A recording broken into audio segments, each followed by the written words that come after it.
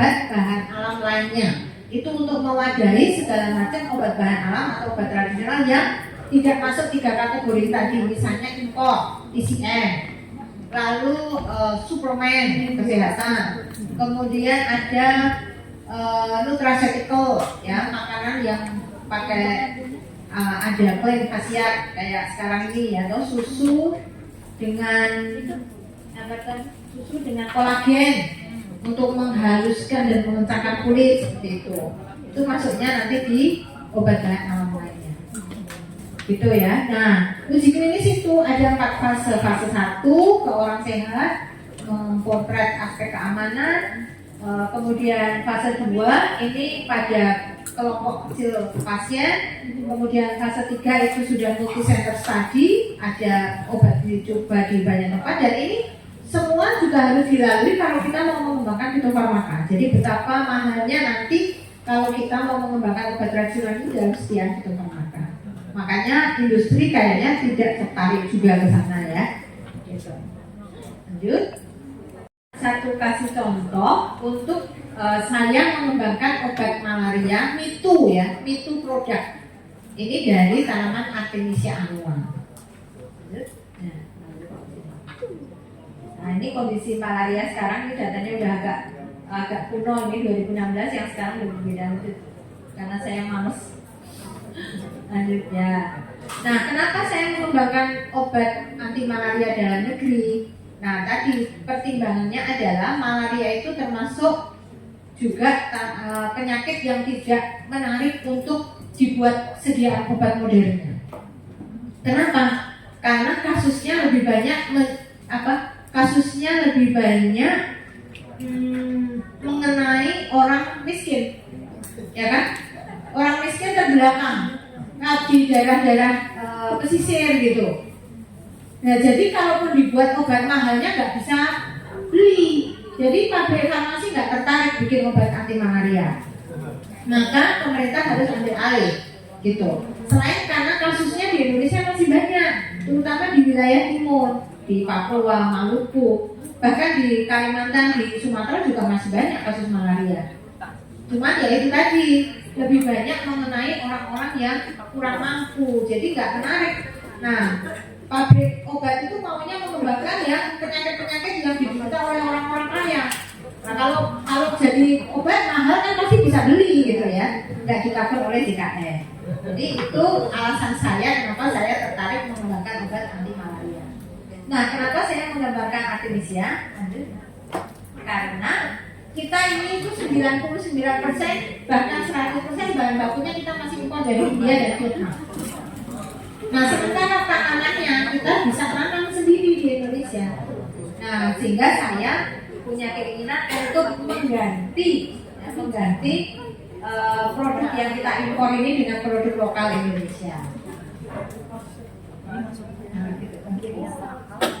Nah, ini adalah pengalaman success story saya memproduksi ekstrak artemisinin sehingga bisa membuat tablet DHP, dihidroartemisinin piperacin.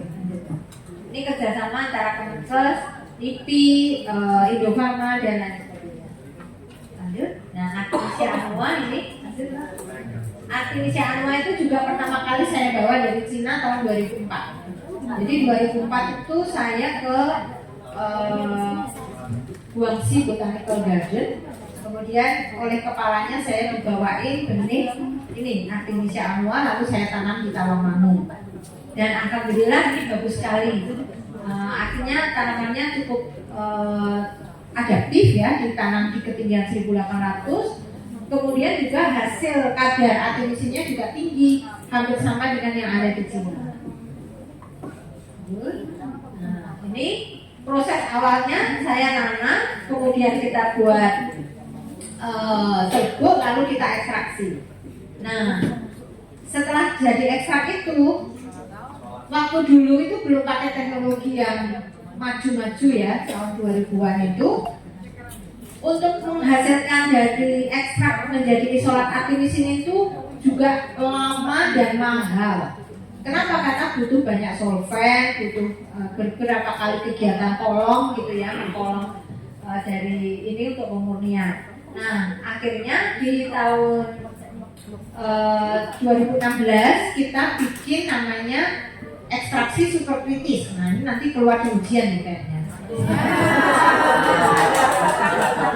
Makanya saya sudah cerita ya, ekstraksi superkritis itu tidak menggunakan pelarut. Jadi kalau kita isunya kalau mau pakai green extraction dan halal extraction karena tidak pakai etanol, saya kira ekstraksi superkritis itu salah satu solusinya. Pakai apa? Pakai CO2 cair. Ya, CO2 pada fase kritisnya dia akan bersifat cair. Kemudian ini dialetkan dalam satu mesin ekstraksi, nanti Mbak. Nah, ini dialetkan dalam satu proses ekstraksi, nanti akan membawa si artemisinin itu keluar dari sel-sel yang ada di bahan, gitu.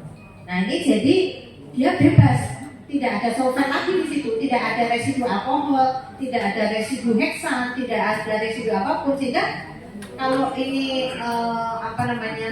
nanti terkait metode untuk ekstraksi halal, ini salah satu metode yang bisa kita pakai.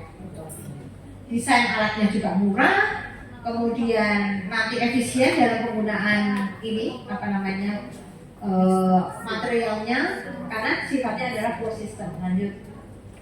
Nah, seperti ini Bapak Ibu alatnya.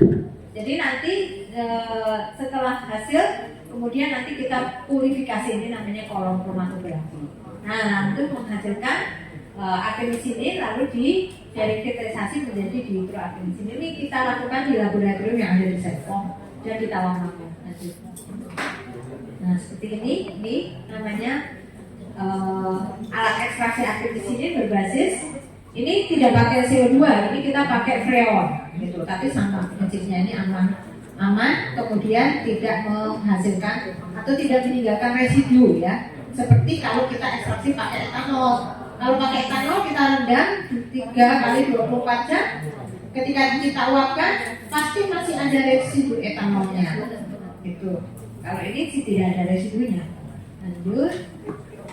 Nah, seperti ini prosesnya, purifikasi sekali dan menghasilkan sudah banyak sekali artemisinin. Waktunya juga tidak lama. Kalau kita pakai ekstraksi macerasi butuh paling tidak 5 hari untuk merendam bahan dengan solvennya. Kalau ini cukup 5 jam sudah berhasil mengisolasi artemisinin yang ada di dalam serbuk. Lanjut.